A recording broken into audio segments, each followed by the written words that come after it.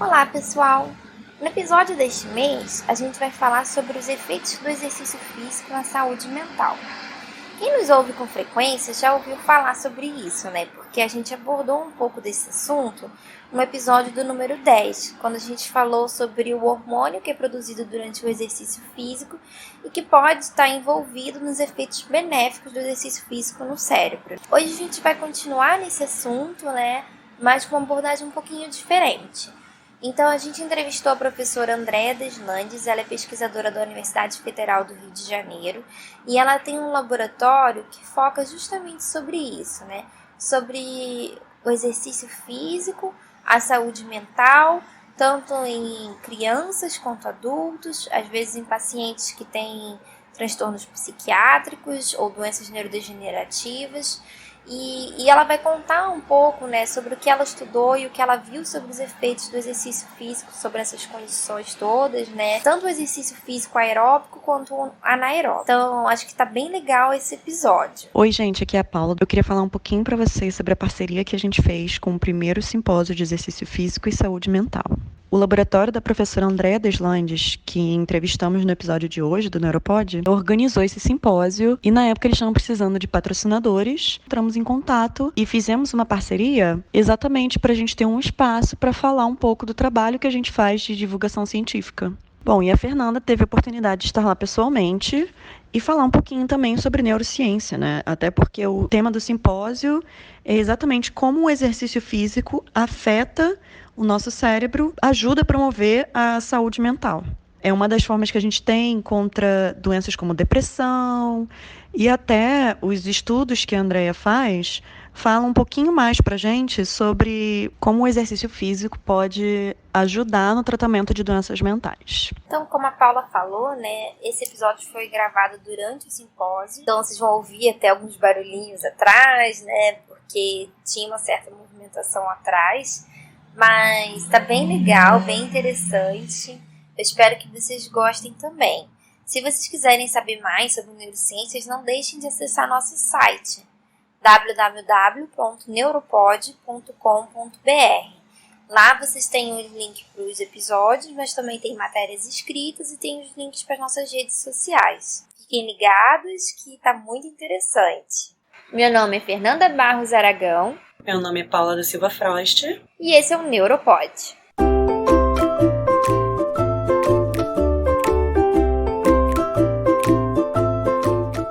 Meu nome é Andréa Deslandes e eu sou coordenadora do Laboratório de Neurociência do Exercício e professora adjunta do Instituto de Psiquiatria da UFRJ. E o que esse laboratório pesquisa exatamente?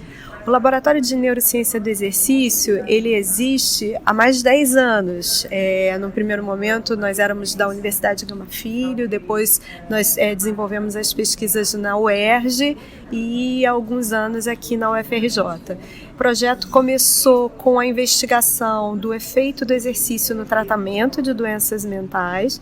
Então, nós começamos investigando o efeito do exercício no tratamento da depressão. Depois, nós investigamos o exercício como tratamento das demências, principalmente a doença de Alzheimer, transtornos de pânico, pacientes com Parkinson. E mais recentemente nós começamos também a investigar o efeito do exercício físico em crianças para verificar o efeito do exercício no desempenho escolar e nas funções executivas de crianças. E em todos esses casos o exercício físico foi benéfico? Em todas as pesquisas que a gente fez, ou o exercício teve uma resposta de melhora, tanto da função cognitiva, quanto das respostas emocionais, quanto da redução dos sintomas de depressão, de ansiedade, ou em caso de doenças neurodegenerativas, onde se espera que haja um declínio com o passar do tempo, é natural da doença, um declínio, a gente não viu melhora em todas as respostas, mas a gente viu manutenção. E quando você fala de manutenção do desempenho físico, cognitivo, de doenças neurodegenerativas, isso é um avanço, isso é um sucesso. Com certeza. Porque nós sabemos que existe um declínio progressivo, essas doenças rápido. não têm cura, e a gente vendo então uma maior manutenção da funcionalidade dos pacientes, do desempenho cognitivo, do desempenho físico, então isso já é um resultado muito, muito promissor. Ótimo. E a equipe de vocês é uma equipe que tem educadores físicos, tem médicos, como é que é? Isso, a nossa equipe, hoje eu tenho 22 alunos, desde alunos de iniciação científica até alunos de pós-doutorado. Então, nessa equipe nós temos professores de educação física e alunos da educação física, médicos, geriatra, psiquiatra, psicólogos e fisioterapeutas. Ai, que ótimo, muito legal. E como que vocês fazem para poder avaliar isso? Vocês comparam pessoas que tiveram exercício físico e pessoas que não tiveram exercício físico, é isso? Na maior parte dos nossos estudos, a gente faz estudos randomizados controlados, onde a gente tem um grupo que vai fazer intervenção com exercício específico e o outro grupo que não faz nenhuma intervenção, apenas faz o uso do medicamento, continua o tratamento clínico, mas sem intervenção com exercício. Em alguns estudos a gente chegou a fazer a comparação de diferentes tipos de exercício, como, por exemplo, exercícios de força comparado com treinamento aeróbio, comparando diferentes intensidades, comparando tipos de exercício mais aberto com demanda cognitiva ou sem tanta demanda cognitiva, comparando, por exemplo, a capoeira com a natação, é um estudo que a gente está começando agora, comparando essas duas. Tem diferenças entre eles? Qual é mais benéfico? Depende muito do tipo da doença, né, do transtorno. Então, por exemplo, nós vimos que no caso do transtorno depressivo, tanto o treinamento aeróbico quanto o treinamento de força tinha uma resposta favorável. Agora, quando a gente vê a questão da criança, comparando o treinamento onde você tem maior demanda cognitiva, como jogos, que tem mais interação, ou um treinamento que não envolve muito demanda cognitiva, esses que têm demanda cognitiva e mais prazer, mais motivação, acabam sendo mais favoráveis. Então, quer dizer que os treinamentos aeróbicos e os anaeróbicos, ambos podem ter efeitos no cérebro? Então, quando você vê as pessoas falando sobre exercício e cérebro, normalmente se fala sobre o efeito do exercício no cérebro com treinamento aeróbico. E aí dizem, não, se você fizer treinamento de força, vai ser bom para ganhar força, para funcionalidade, mas que para o cérebro só se for treinamento aeróbico que aumente a capacidade aeróbica. Mas a verdade é que nos 10 últimos anos a neurociência vem mostrando é que não só o treinamento aeróbico vai ter um efeito de adaptações neurobiológicas, mas o próprio treinamento de força também pode contribuir. Então, tem estudos mostrando que com o modelo de treinamento de força, treinamento contra a resistência, você também tem adaptações neurobiológicas favoráveis para o funcionamento cerebral, melhora do desempenho cognitivo, tanto no modelo animal quanto em modelo em humanos, onde a gente vê o treinamento de força sendo benéfico para reduzir depressão, no tratamento de Alzheimer, na melhora da função cognitiva de idosos. Então, essa questão de que só o treinamento aeróbio é importante para o cérebro, isso é um mito, porque o que hoje a neurociência vem mostrando é que outros tipos de treinamento também podem contribuir, principalmente os exercícios que são feitos com demanda cognitiva.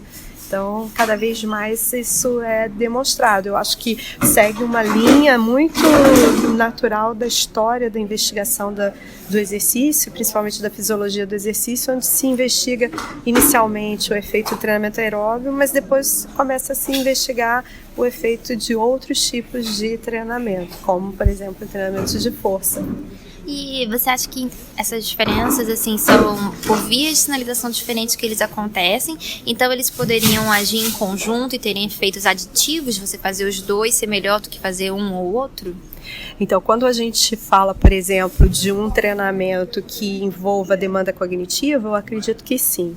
Quando a gente fala do treinamento de força e do treinamento aeróbio, a gente precisa investigar mais como que é esse efeito se você faz um efeito combinado dos dois. O que os estudos têm mostrado é que, por exemplo, na clínica, em pacientes com demência, você fazer um exercício combinado de treinamento aeróbio, como esteira, caminhada na esteira, treinamento de força em equipamentos de musculação, equilíbrio, flexibilidade e dupla tarefa, isso parece ser mais benéfico do que simplesmente você fazer só um treinamento ou outro. Então, esse treinamento combinado, ele pode ter um efeito até potencializador dessas respostas. E já se sabe quais seriam os mecanismos que estariam por trás disso, quais moléculas poderiam estar agindo? Então isso a gente vai precisar de mais estudos, mas tem um estudo bem interessante do professor Ricardo Cacilas, com o professor Marco Túlio de Mello, onde eles investigaram o efeito comparando o treinamento aeróbio e o treinamento de força em modelo animal. E eles viram que os dois grupos tinham um benefício no desempenho cognitivo e que essas alterações neurofisiológicas estavam por vias diferentes. Então parece que o treinamento aeróbio, pelo menos nesse estudo do Cacilas, ele viu que o treinamento aeróbio acabava gerando uma resposta de sinalização mais por vias de BDNF, enquanto o treinamento de força tinha uma resposta mais por vias de IGF-1. Mas de qualquer forma, os dois gerando sinalizações biomoleculares que favoreciam então um aumento da neuroplasticidade. Entendi. E essas vias, tanto de BDNF quanto IGF-1, elas contribuiriam para a formação de novos neurônios, mais sinapses, mais vascularização também? Isso. Quando a gente fala de vascularização, a gente já tem também um outro caminho que é bem investigado, principalmente quando a gente fala de demências, que é o VEGF, né, que é o Vascular Endothelial Growth Factor, que também está associado à angiogênese. Mas em relação ao treinamento de força e o treinamento aeróbio, a gente precisa de mais estudos para poder entender. Agora, com certeza, esses dois vão estar gerando sinalizações, tanto para um aumento da liberação de neurotransmissores, então um aumento da exocitose, até mesmo com membranas celulares que vão favorecer essa liberação dos neurotransmissores e também as sinalizações para a neurogênese.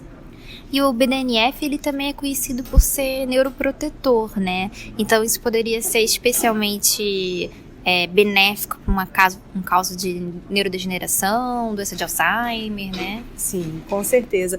E isso é uma questão bem interessante que, independente da área, se você olha para os estudos que investigam exercício e Alzheimer, ou exercício e depressão, ou exercício e ansiedade, ou exercício e transtornos do espectro autista, epilepsia, todos os estudos, quando eles tentam explicar qual seria o mecanismo do exercício favorecendo o tratamento, tanto a redução do risco quanto o tratamento das doenças mentais, eles passam muito pela explicação por esses mesmos mecanismos de BDNF, de neuroproteção, de redução do estresse oxidativo, de redução das espécies reativas de oxigênio, da neuroinflamação, aumento de neurogênese, aumento dos axônios, de novas sinapses. Então, independente do transtorno,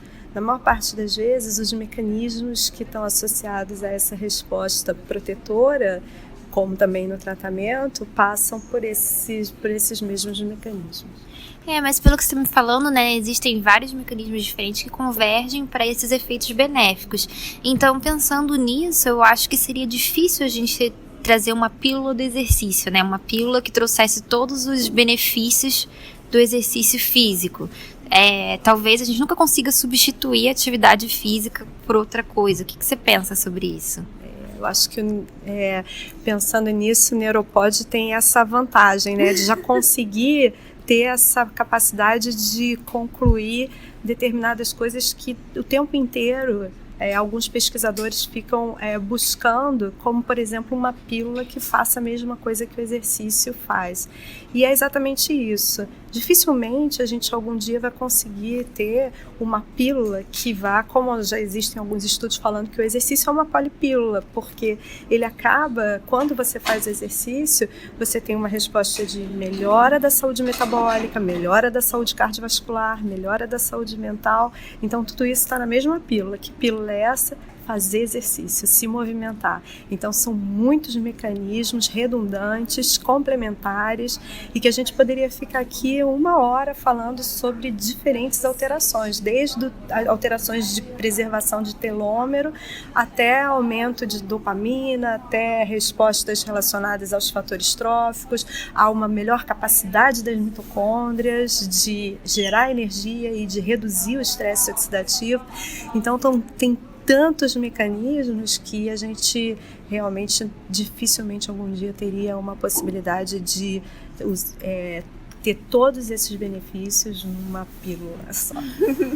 É uma pena, né? Porque para as pessoas preguiçosas, que nem eu, não vai ter jeito. A gente vai ter que sair do sofá. E aí eu vou te dar um conselho a gente não gosta muito de dar, né? Mas a verdade é que muitas vezes, durante muitos anos, se relacionou exercício físico a uma coisa chata, a uma coisa ruim, é uma coisa que cansa, que dói, que dá trabalho, que você precisa de ter muito tempo, muita organização, planejamento. E, na verdade, não deveria ser assim. Na verdade, toda mudança de comportamento passa por você ter ali uma motivação para você realizar aquela mudança.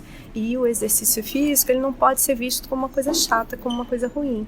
Tem que ser visto como um momento de prazer. Isso tem que acontecer desde a infância. Então, se os pais tivessem momentos de prazer com os filhos, onde eles realizassem exercício, se na escola a educação física fosse passada de uma forma como também um momento de prazer, até porque a gente sabe dos benefícios do exercício físico no aprendizado, no desempenho escolar, nas funções executivas das crianças e dos adolescentes. Então, se a gente fizesse esses momentos de exercício associados a um momento de prazer, a nossa espécie ela é movida a sobrevivência e prazer. Então, a gente tendo prazer, a gente tem os mecanismos do nosso cérebro que fazem a gente querer fazer de novo, né?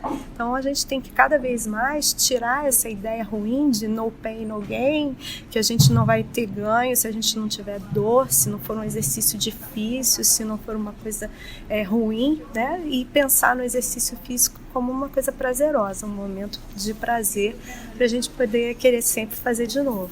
Eu acho que isso também tem muito a ver com o que você estava falando antes, né, dos exercícios físicos que tem a parte cognitiva, né? Então, esses exercícios que estimulam mais a gente acabam sendo também mais prazerosos, né? Então, ao mesmo tempo que eles são mais prazerosos, também são mais benéficos. Você poderia citar um exemplo de um exercício que leve essa parte cognitiva também? Então, quando a gente fala desses exercícios que exigem habilidades abertas, a gente está falando de qualquer exercício onde você tem uma interação maior com o meio. Então, você precisa olhar, né? Na verdade, olhar ou ouvir, enfim, você precisa dos estímulos sensoriais, então ter bastante atenção nos seus estímulos sensoriais, processar para decidir qual é a melhor resposta motora que você vai dar a cada momento. Exemplo disso. Um jogo, um esporte, qualquer esporte coletivo onde você precisa interagir com os outros participantes, qualquer atividade ao ar livre. Então, a gente pensar na própria dança, onde você tem um parceiro, lutas. Então, quando você pensa no Rio de Janeiro, né, um lugar com tantas praias.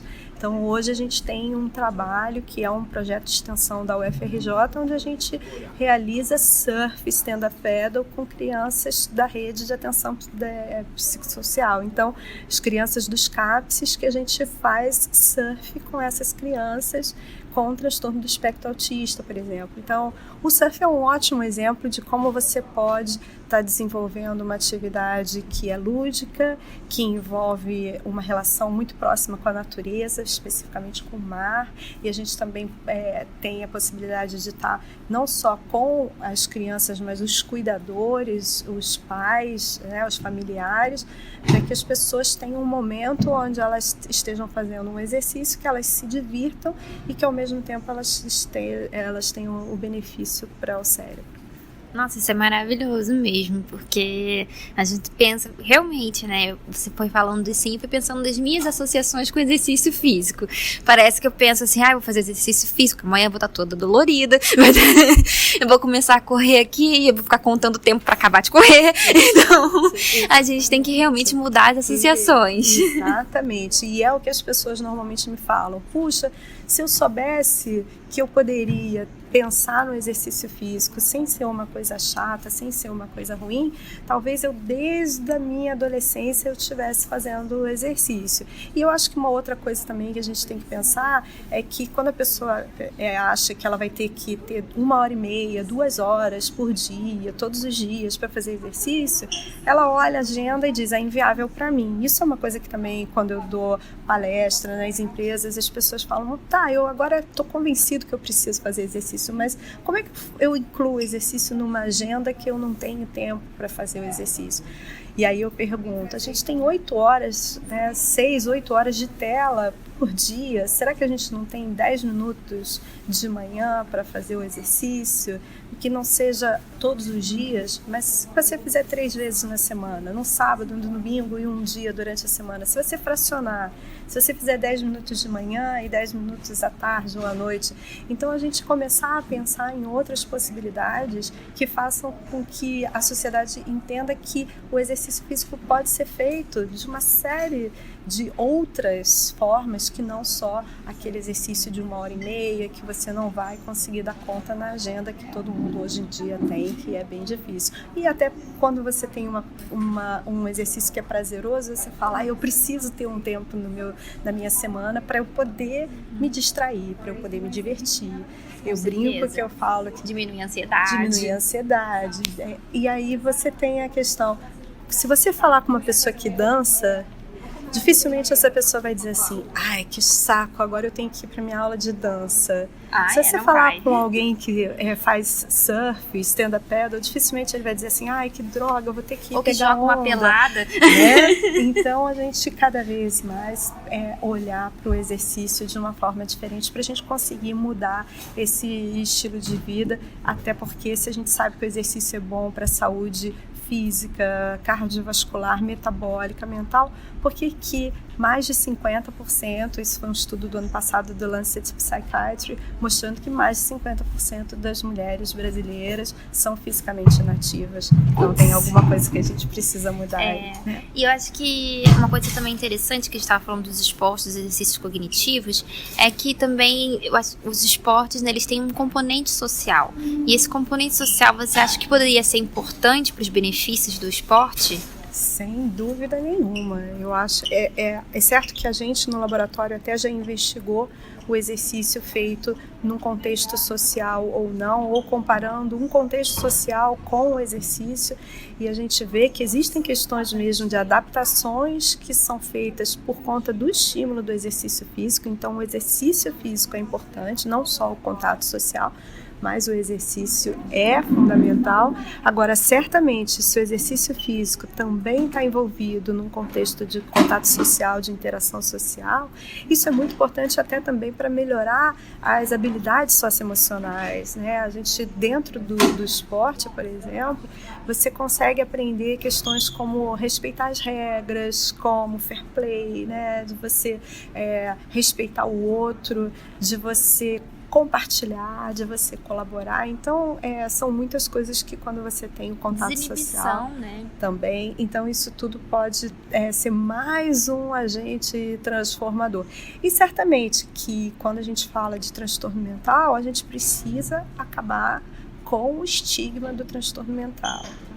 Mais de 50% da população vai desenvolver algum transtorno mental durante a vida, então a gente tem que aceitar, aproveitar, né, que a gente hoje está no dia da luta antimanicomial, entender que a saúde mental ela precisa muito de liberdade, de aceitação, de cuidado, né, são os direitos, e a gente colocar as pessoas com transtornos mentais realizando exercício físico nos espaços de lazer da sociedade, isso é extremamente importante para a gente cada vez mais entender as diferenças, respeitar as diferenças, aceitar e ter essa inclusão social que é fundamental para o tratamento dos transtornos.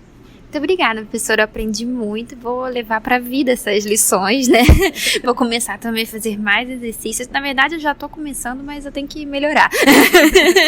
E eu só quero agradecer mais uma vez a vocês por estarem aqui nesse evento, apoiando a gente, Neuropod, e também o professor Sérgio Ferreira e todo o grupo que fazem um trabalho incrível, que são profissionais que para todos nós brasileiros, assim, vocês, o grupo de vocês é um orgulho para a gente ter pessoas sérias e comprometidas com a ciência aqui no Brasil. Muito obrigada, professora, obrigada mesmo, tá ótimo. Obrigada pela sua entrevista, hein? Tchau, tchau. Obrigada, boa sorte para vocês, muito obrigada por vocês estarem aqui com a gente. Eu que agradeço a oportunidade. Nossa, eu adorei essa entrevista, espero que vocês tenham gostado também. Não deixem de acessar nosso site neuropod.com.br. Lá vocês vão encontrar, além dos episódios dos podcasts, também textos escritos, vídeos e muito mais sobre neurociências. Até a próxima!